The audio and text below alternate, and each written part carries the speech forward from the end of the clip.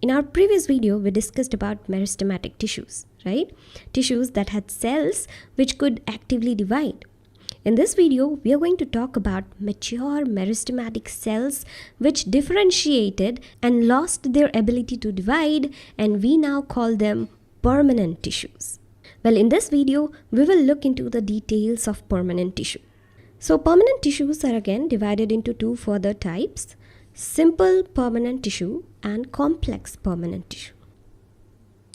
Simple permanent tissues are the ones which are made up of just one type of cells, okay? And complex permanent tissues are the ones which are made up of different types of tissues which together performs one particular function, okay?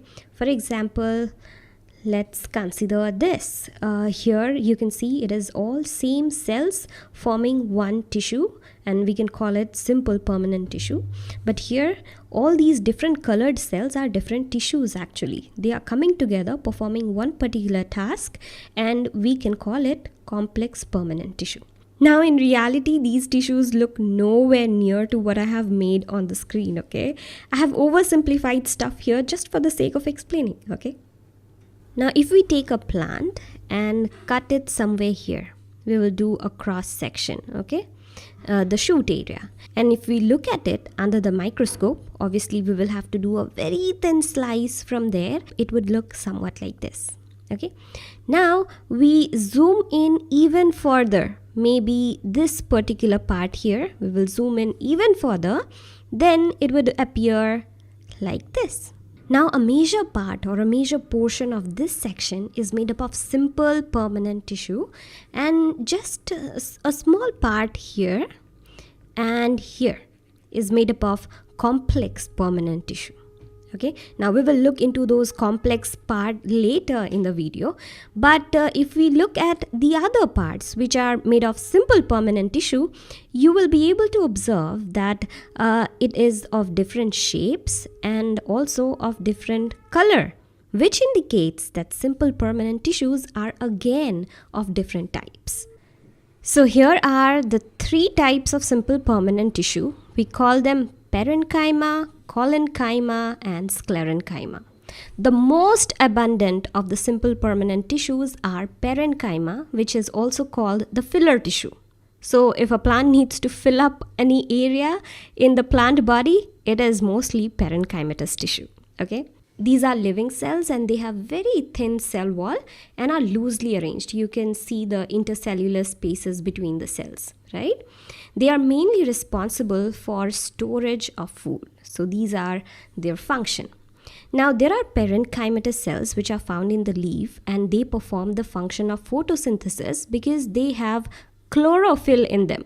And because of the presence of chlorophyll, those parenchymatous cells are called chlorenchyma. And again, in plants that floats on water, these parenchymatous cells are arranged in such a way that it creates air pockets between them. Like in case of lotus, if you look closely, you will see that these parenchymatous cells are arranged in such a way that it provides buoyancy and helps the plant to float. So such kind of parenchymatous tissue are called aerenchyma. Now the next type of simple permanent tissue is called collenchyma. They are again living cells, but their cell wall is not as thin as the parenchyma. Instead, there is deposition of cellulose, hemicellulose, and pectin in the corners of the cell, making their cell wall a little thick and leaves a very little intercellular spaces in the collenchyma tissue. The main job of this tissue is to provide flexibility to the plant. For example, you must have seen how coiled and flexible tendrils are of climbers. It is all because of the collenchyma. Now let's move on to the third and the final type of simple permanent tissue called sclerenchyma. Now unlike the other two, sclerenchyma is made up of dead cells. Yes, interesting, right? A living plant having dead cells. But before we proceed, let me tell you, plants have more dead cells than living cells inside of them. Do you know we humans also have a lot of dead cells in our body? Our hair, dead cells. Nails, dead cells. But we are pretty much living, right? So living organisms can be called living even if they have some amount of dead cells in them. Now this sclerenchyma or dead tissues, they make the plant parts hard and stiff and provide strength to the plant.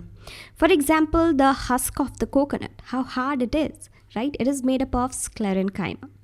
Now the sclerenchyma is so hard because the cell walls are thickened due to the deposition of a chemical called lignin in them. Often the cell walls are so thick that there is no internal space inside. The lignin deposition is so much that it fills up the entire cell, making it a super hard tissue.